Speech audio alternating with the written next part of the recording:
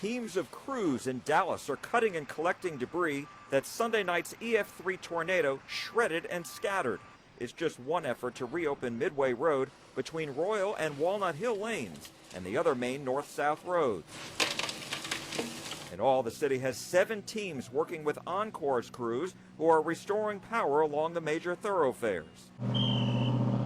Dallas police are directing traffic in some of the key intersections after the twister knocked out a total of 160 traffic signals. Of those, 20 need to be replaced. The city has 5 teams focused on the traffic lights.